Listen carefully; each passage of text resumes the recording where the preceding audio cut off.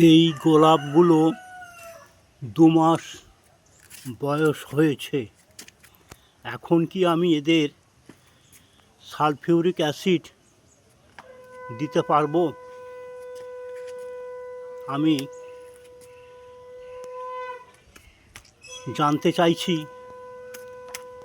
সবার কাছে, বিশেষ করে অতীনবাবু স্যারের কাছে জানতে চাইছি, আমি কি এখন সালফিউরিক অ্যাসিড প্রয়োগ করতে পারবো কি?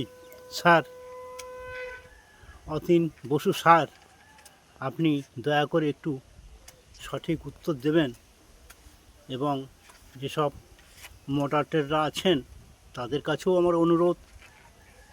আমি জানতে খুবই আগ্রহী এবং সঠিক পরামর্শ কী করলে গাছগুলোতে আরও গ্রোথ আনা যাবে সে বিষয়ে আমি নতুন সাজেশন চাইছি।